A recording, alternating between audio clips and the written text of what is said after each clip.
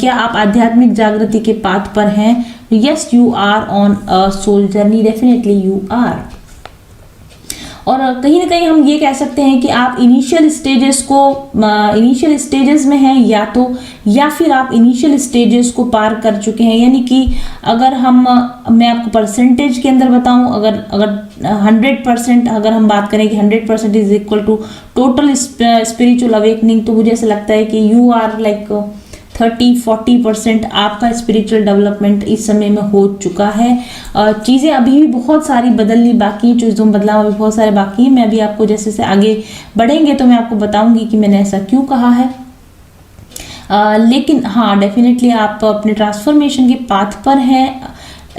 कुछ स्टेजेस आपने पार कर ली हैं और दूसरी नई स्टेजेस की दिशा में आप बढ़ने को तैयार हैं।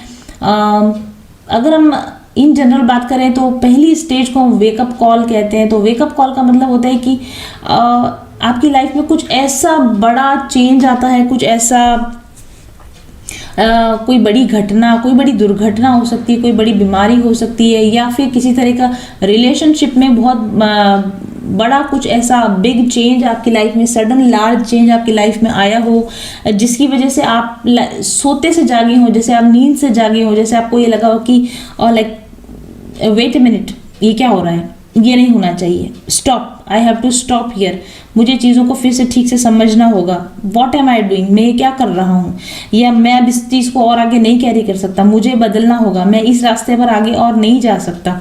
इस तरह के रियलाइजेशंस आपको पास्ट में हुए होंगे और उनकी वजह से और आपकी लाइफ काफ़ी कैओटिक हो गई होगी, काफ़ी प्रॉब्लमेटिक आपकी लाइफ हो गई होगी, और आपको लगा होगा कि जिस तरीके से मैं जी रहा हूँ, अगर इसी तरीके से जीता रहा तो this is not a life, this is a dead end of my life. यहाँ से एक बिग ट्रांसफॉर्मेशन अगर मैंने नहीं किया, अगर मैंने एक बड़ा चेंज अपनी लाइफ में नहीं किया, तो I am going to die और I am not going to survive in such situations. इस तरह के किसी झटके से वजह से आपको वेकअप कॉल आया है, इस वजह से आपको ऐसा लगा है कि नहीं, मुझे अपने आप को बदलना चाहिए।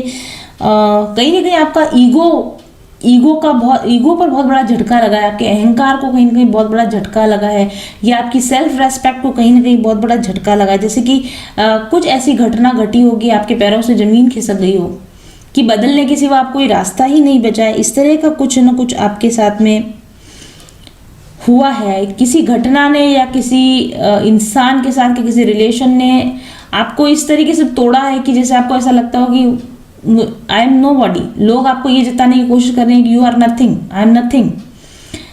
उस स्टेज की मतलब ईगो शैटरिंग, इस तरह की ईगो जॉल्ट से आप गुजरे होंगे, मुझे ऐसा लगता है। और फिर आपको लगने लगा हो कि लाइफ का डीपर मीनिंग मुझे तलाश करना है, मुझे इस केओस से एक शांति वाली लाइफ चाहिए, मुझे पीस चाहिए, मुझे अपने लिए पीस चाहिए, और आप स्पिरिचुअल पाथ पर आ गए, जिसको हम वेकिंग अप बोलते। तो पहला जो स्टेज है वेकअप कॉल जिसको हम कहते हैं, वो आपको आ चुका है। वेकअप कॉल आपको आने की वजह से आप स्पिरिचुअल जर्नी में एंटर कर चुके हो, और एंटर करने के बाद में आपने खुद पर बहुत सारा वर्क किया है। मे बी मेडिटेशंस किए होंगे, मे बी कुछ आपने चैंटिंग्स की होंगी, आपने कुछ योगा, कुछ एक्सरसाइजेस करना, कुछ डीप हीलिंग, पर्जिंग, इस तरह की एक्सरसाइज आपने की होंगी। कंटेम्पलेट करना, सॉलिट्यूड में वक्त बिताना, अकेले बैठकर अपनी समस्याओं के बारे में विचार करना, अपनी पोजीशन के ऊपर क्लैरिटी पाने की कोशिश करना कि जो हुआ वो क्यों हुआ, इसके पीछे क्या वजह थी, मेरी क्या गलती रही, मैं इसको कैसे ठीक कर सकता हूँ। इस तरह से काफ़ी लंबे समय तक आपने कॉन्टेम्पलेशन किया है। तो दूसरी वाली जो हमारी स्टेज होती है जिसको हम बोलते हैं सॉलिट्यूड स्टेट, मुझे लगता है कि आपने काफ़ी लंबे समय तक, जैसे एक बटरफ्लाई जब बनती है तो कैसे कैटरपिलर अपने आप को कोकून में बंद कर लेता है, कैसे अपने आप को सारी दुनिया से कट ऑफ करके अलग कर लेता है और फिर अपने अंदर एक सॉलिट्यूड में रहकर बदलाव करता है। और क्लैरिटी पाने के लिए आपने भी लोगों से अपने आप को कट ऑफ किया हो और अपने आप को अलग किया हो कुछ समय के लिए। डीप मेडिटेशंस में आपने समय बिताया हो, खुद के बारे में जानने की कोशिश की हो, ज़िंदगी के मायने समझने के लिए आपने कोशिश की हो। इस तरह की स्टेज से भी आप मुझे लगता है कि आप पार पा चुके हैं, इस तरह की स्टेज से भी आप बाहर निकल चुके हैं।